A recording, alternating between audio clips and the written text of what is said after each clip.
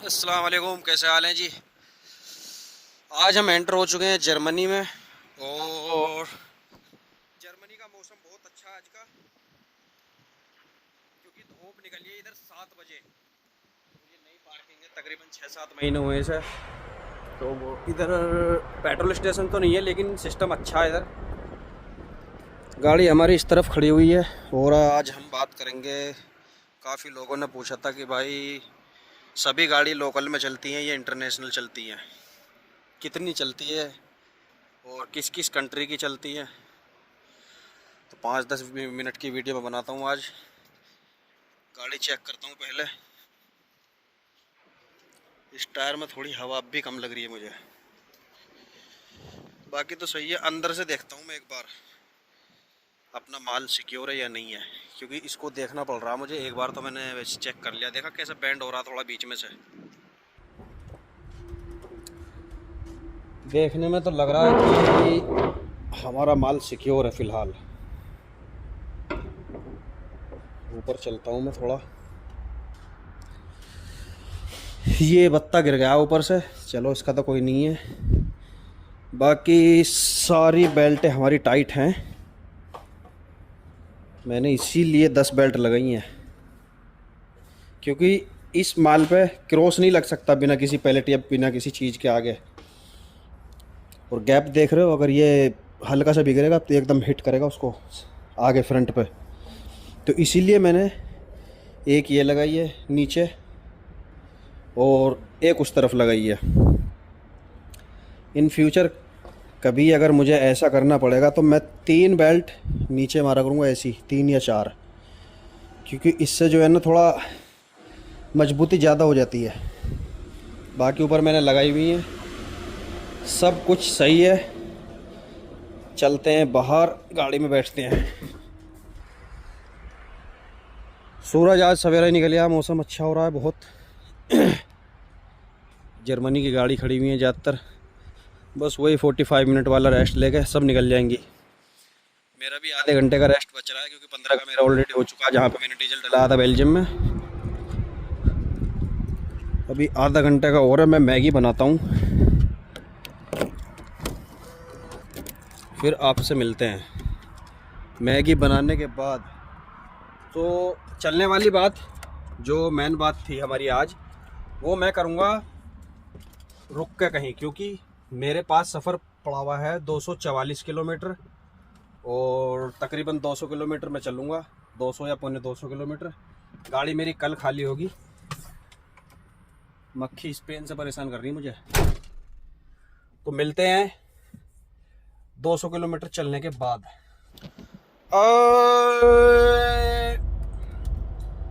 हाँ जी, सफ़र रह चुका है हमारा 100 किलोमीटर। गाड़ी मुझे आज खाली है करनी, क्योंकि कल जर्मनी बैन है। तो मैनेजर ने बोला है कि खाली करके लोड करने की कोशिश करना। खाली तो हो जाएगी, लेकिन लोड की कोशिश करना बेकार है, क्योंकि नहीं हो पाएगी। टाइम भी 1:30 बज चुका है वैसे, और 5 घंटे मेरी ड्राइविंग हुई है वैसे तो।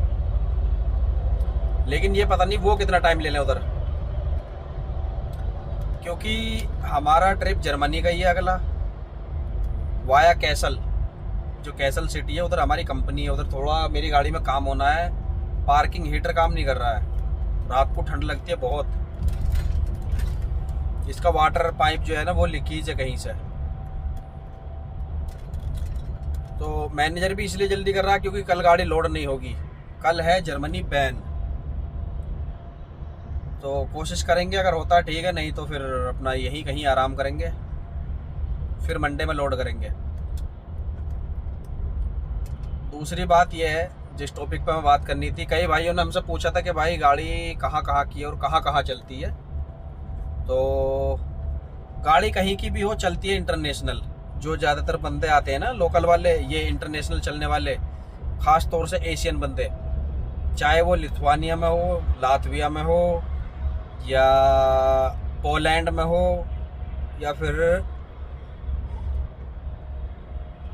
स्लोवाकिया, स्लोवानिया, इन कंट्री में हो। तो कंपनी ज़्यादातर इंटरनेशनल पूरे यूरोप में चलाती है।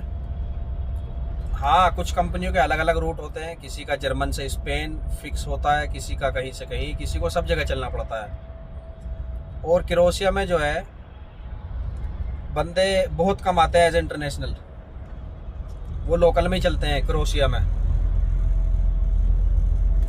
बाकी हंगरी वाले वो भी इंटरनेशनल सब जगह चलते हैं। हंगरी में कुछ नामी कंपनी है, कई कंपनी है, जैसे कि वेबरर हो गई, और भी 2-3 कंपनी है।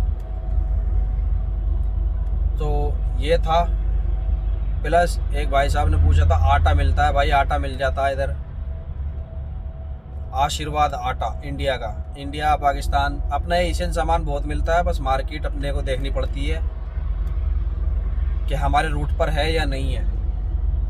दूसरा है खाना बनाना कहाँ करते हैं। मैंने पहले भी बताया था, खाना बनाना अपना सब कुछ इधर ही रहता है, गाड़ी में सब कुछ, रहना खाना सोना।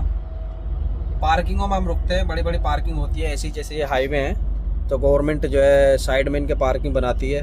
जैसे एक अभी 2.5 किलोमीटर पे है, एक 3.5 किलोमीटर पे, एक 4 किलोमीटर पे, एक 14 किलोमीटर पे।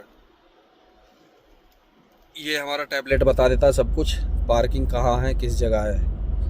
और ये हमारी कंपनी की गाड़ी जा रही है फ्रोलिच, ये ट्रेला जर्मनी वाला। मैंने भी इसको चलाया था तकरीबन 20-22 दिन। खेत अभी ऐसे ही पड़े। आज जो है मौसम बहुत बढ़िया रहा जर्मनी का, आज बारिश वगैरह कुछ नहीं हुई है इतनी।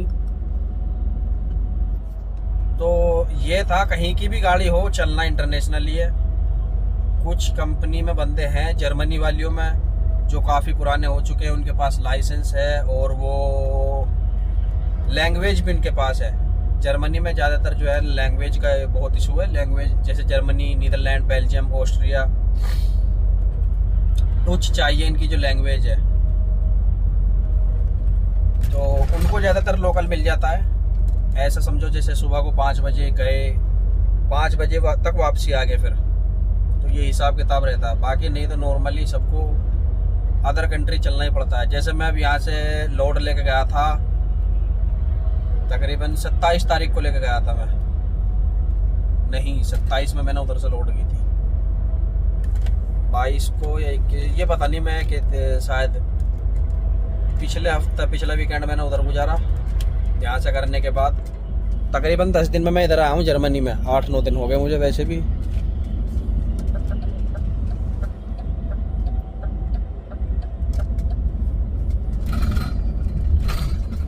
अनलोडिंग का जो टाइम था मेरा वो था कल का, लेकिन मैनेजर को भी भाप लग गई कि भाई जर्मनी कल बैन है, अगर खाली भी नहीं हुई तो लोड कहाँ से होगी।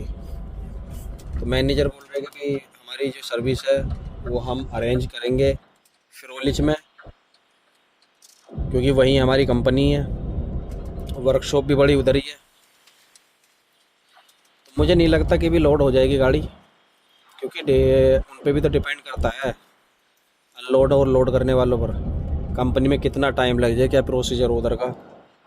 अभी मैं जैसे जा रहा हूँ कंपनी में, 93 किलोमीटर है, इस कंपनी में जाऊँगा, उधर पहुँचूँगा, रजिस्ट्रेशन होगा, आगे गाड़ी हुई या नहीं हुई, या उनके पास इतनी जगह है नहीं है। अभी तो पहले यही पता नहीं कि भी वो बोलने लगे कि भी तुम्हारी अपॉइंटमेंट कल की है तो फिर वापसी आना पड़ेगा। तो ये अलग मैटर है। पहले हम खाली करने की सोचते हैं, अगर होती है ठीक है। ऐसी ऐसी पार्किंग होती है जहाँ ड्राइवर्स होते हैं, यहाँ ऐसे नहीं है जैसे गल्फ़ में है पार्किंग हाथ ही नहीं है। पहली बात तो होती नहीं है हाथ, क्या बहुत कम। ये इतनी बड़ी बड़ी पार्किंग है, एक छोटा सा पेट्रोल स्टेशन भी होगा ना, वहाँ भी काफ़ी बड़ी बड़ी। देखो इधर आराम से 100-150 गाड़ी खड़ी इधर हो जाएंगी, 100-150 इधर खड़ी हो जाएंगी। अभी ये पार्किंग गई तो अब यानी 4 दिखाएगा ये। एक 9 किलोमीटर पे है पार्किंग पेट्रोल पंप वाली, एक 13 पे है बिना पेट्रोल पंप वाली, एक 14 पर है।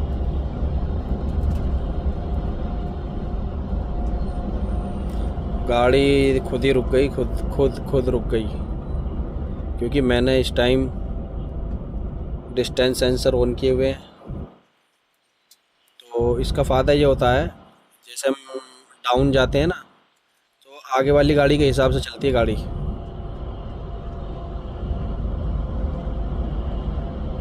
कार कैरियर वालों की छत होती है हमसे थोड़ी छोटी, क्योंकि इनकी छत पर ऑलरेडी जगह बनाई जाती है कार के लिए। कार कैरियर के जो ट्रेल हैं इस तरह के होते हैं, ज़्यादातर इस तरह के होते हैं। ये रेलवे लाइन है, लोकल अंदर सिटी में जा रही है। हाम सिटी है हाम।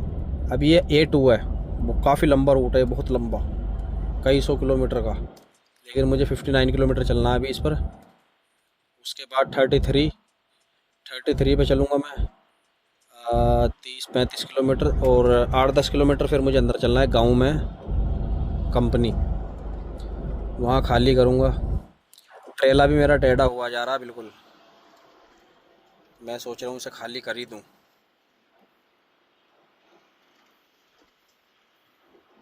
मौसम भी अच्छा हो रहा है, लेकिन टाइम भी ज़्यादा नहीं हुआ, अभी 1:45 बजे इधर, बिल्कुल खुला मौसम है।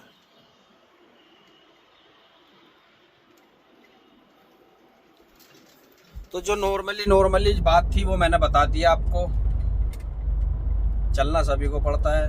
हाँ, और एक बात और, एक भाई ने पूछा था कि भी सैलरी हर कंट्री में सेम होती है। भाई डिफरेंट होता है, डिपेंड करता है कंट्री पर, और कंट्री में भी कंपनी पर डिपेंड करता है। जैसे बुल्गारिया के लिए ले, बुल्गारिया में बहुत कम, हमारी कंपनियों से भी कम सैलरी है।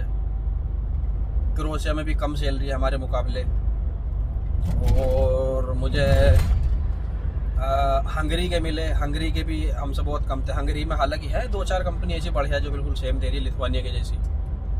तो सब जगह सब हर जैसी कंपनी है, कंट्री पे भी डिपेंड करता, कंट्री और कंपनी पे भी सेम कुछ भी नहीं होता। वही सऊदी वाला हिसाब है, कहीं कंपनी अच्छी भी है, कहीं बुरी भी है, सैलरी किसी में ज़्यादा है, किसी में कम है। तो इसी तरह का हिसाब है, वो यहाँ आने के बाद सब पता चल जाता है बंदे को। तो ये जो जिसका डाउट था वो क्लियर हो गया होगा। मिलते हैं कल।